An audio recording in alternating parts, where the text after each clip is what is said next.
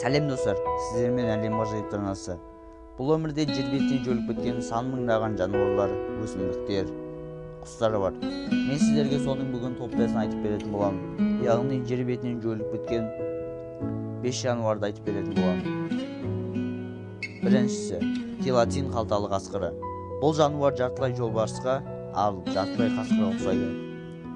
Бойы 60 см, ал ұзындығы 180 см-ге дейін жететін болған. Келатин қалталы қасқырының тұқымы ең соңғы рет Тасманиядан кездестірілген. Алайда аңшылардың бұл жануардың терісіне қызығып жаппай атуының несімен бүгінгі күнде келатин қалталы қасқыры мүлде жойылып кеткен. Келатин қасқырының ең соңғы тұқымын 1936 жылы көрген.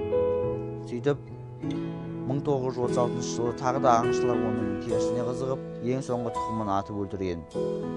Қазір бұл келатин қалталы қасқыры жер бетіне мүлдем жойылып кеткен. Бұның терісі қымбат бағаланған. Содан кейін оны аңшылар терісіне қызығып оны сатқан. Оны атып өлтіріп оны сатқан. Екіншісі, мексикалық гризли. Гризли солтүстік Америка мен Канаданы ғана мекен етпеген. Бұл алапат жыртқыш Мексика елінде де болған.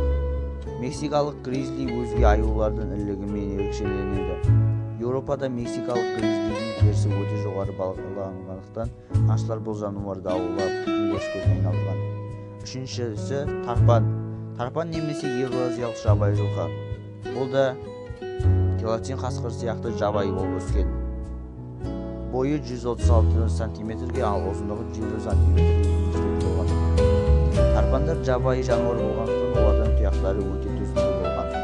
Бұндай жануарды өз отарына айдап әкелу ер жігіттің абыройын асырған. Онымен қоса тарпанның өте дәмді еті болған. 1884 жылы Мәскеу хайуанаттар бағында соңғы тарпанның қабылданады. Тарпан жабайы жылқы болған.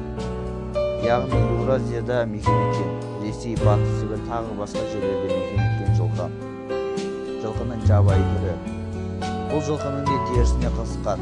Сондықтан аңшылар бұл жылқы болса да атып өлтірген. Үшіншісі, Каспий жолбарысы.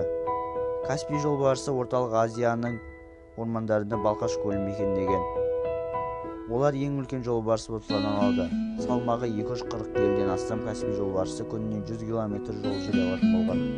Жолбарыс деп әрқашан жолда жүретіндігіне қарап аты алып кеткен деген пікір де бар.